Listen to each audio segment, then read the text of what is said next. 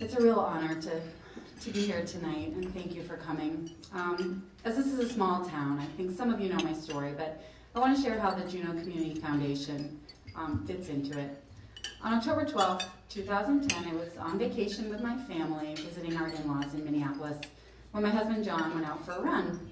And he never returned. Instead, a little after 10 o'clock at night, 3 police officers knocked on our door and told us he had died in what turned out to be basically a freak running accident.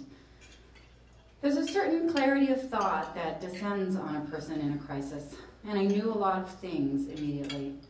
I knew that John was gone for good. I guess I'm not a magical thinker. I knew this was a defining moment in our lives, and I knew that I would be okay and my kids would be okay. I knew also that we would need a lot of help. And there are many people in this room who've given us all kinds of help. I also knew that our friends and family and community would be devastated.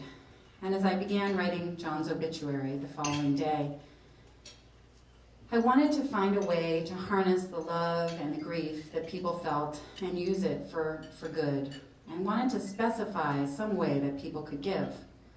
But I really did not know how to do it.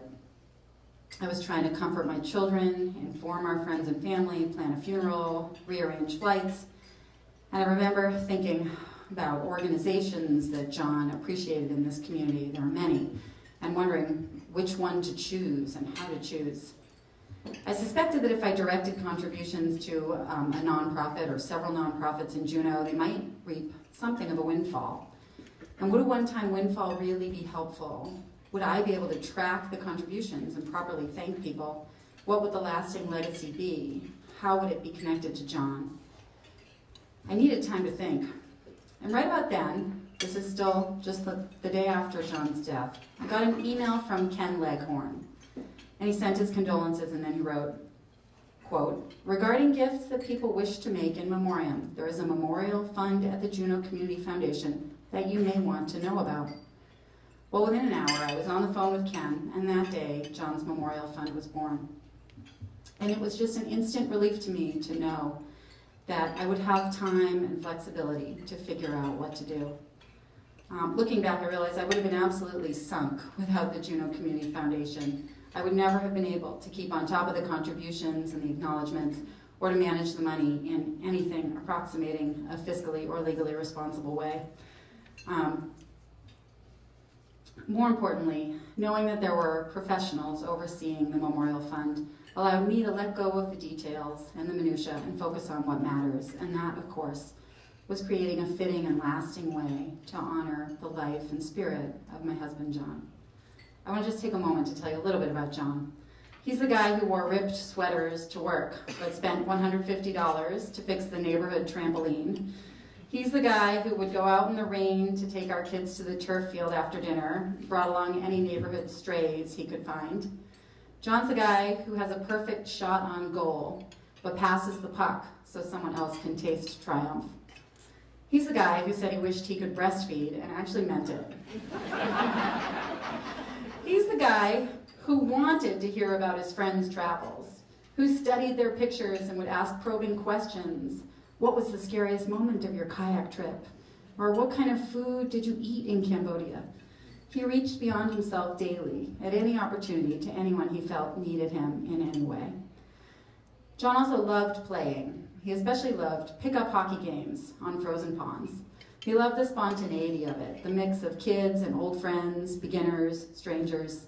He would bring extra milk crates and skate aids so that other families could help get their kids out and enjoying the ice. And he would, of course, tell us endlessly how in Minneapolis, where he was from, there are these warming shelters that make it so much more hospitable.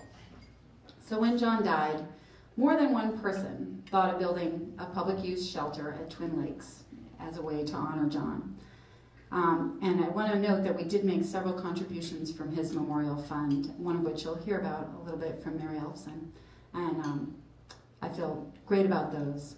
But we sort of saved the bulk of the contributions from the memorial fund for this Twin Lakes project. I'm very excited to say that after 2 years of planning, a few weeks ago we broke ground. I almost cried when I saw that flat, muddy patch of brown earth that Gene Cheeseman cleared for us. And earlier this week, cement was poured, and in the next few weeks, we hope to start building the shelter. You may have noticed a little bit of construction activity at Twin Lakes and wondered what it is. So, and the shelter will be made from local cedar and spruce, milled from the Tongass by Icy Straits Lumber in Hoonah. And John's Memorial Fund, of course, is paying for the materials, some of the labor, but most of the labor has been contributed and will be contributed. It's our hope that this shelter will not only provide warmth on cold days, but will remind us to play together and to give each other warm greetings and words of encouragement, to pass the puck instead of taking the shot, to make the most of the lives and bodies and gifts we've been given. That's the legacy John would want, and I'm deeply grateful to the Juneau Community Foundation for enabling us to create it. I want to thank Ken and